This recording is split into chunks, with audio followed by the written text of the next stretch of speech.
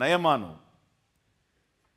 అక్కడ ఒక పిల్ల చెప్పింది, సిరియా దేశంలో సైన్యాధిపతి వాళ్ళ భార్యకి చెప్పింది, అమ్మా మా ఊర్లో పాస్టర్ గారు ఉన్నాడు, ఆయన దగ్గరికి వెళితే ఎంతటి రోగమైనా బాగైపోద్దమ్మా, అయ్యగారిని మీరు అక్కడ పంపిస్తే మీరు పడేటువంటి దుఃఖం బాధ ఖచ్చితంగా నివృత్తి అయిపోద్దమ్మా. Praise the lord. పని పిల్ల మాట విని ఒక దేశ సైన్యాధిపతి ఎవడైనా అసలు వెళ్తాడా?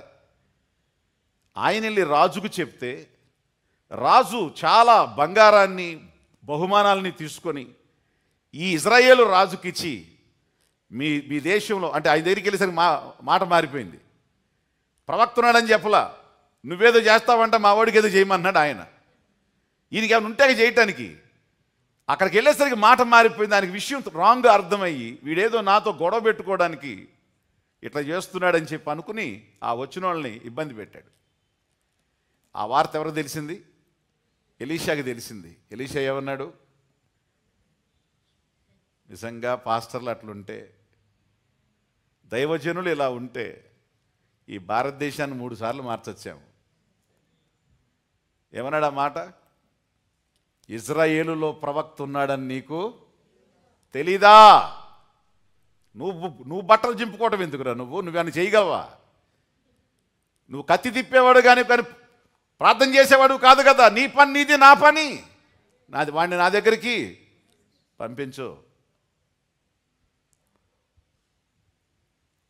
ఎప్పుడూ కూడా పాత నిబంధనలో పొలిటికల్ పీపుల్కి స్పిరిచువల్ పీపుల్కి కనెక్షన్ ఉండేది. రాజకోటలో ఏం జరుగుతున్నా వెంటనే ప్రవక్తకి వర్తమానం వచ్చేది.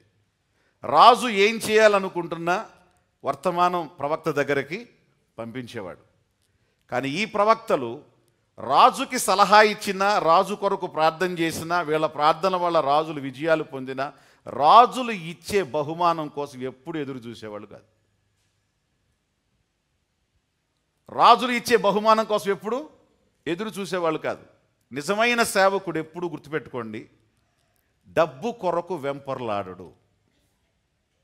మరలా చెప్తున్నా, నిజమైన సేవకుడు ఎప్పుడూ కూడా దేవుణ్ణి చూస్తాడు, దేవుని మీద ఆధారపడతాడు, దేవుని కోసమే ఎదురు చూస్తాడు.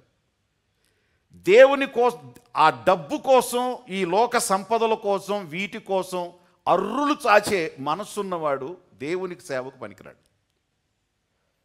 వాళ్ళ డిఎన్ఏ అది. ఆత్మ నీలోకి ఎక్కిందంటే, ఆత్మ నీలోకి వచ్చిందంటే మొట్టమొదట యూ విల్ హేట్ మనీ.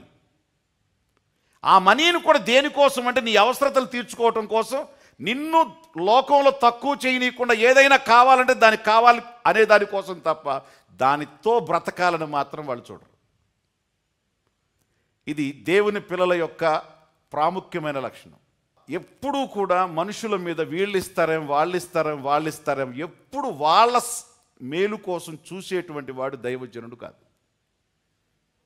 స్పష్టంగా మీతో చెప్తున్నాను, ఎవరికి దేవుడు సహాయం చేస్తాడు, ఎవరి విషయంలో దేవుడు మేలు చేస్తాడు అంటే, ఈ లోక ఆకర్షణలకి ఎవడైతే లోను కాకుండా స్థిరంగా నిలబడతారో మీరే దేవుడు నమ్మదగిన ఘనమైన పాత్ర.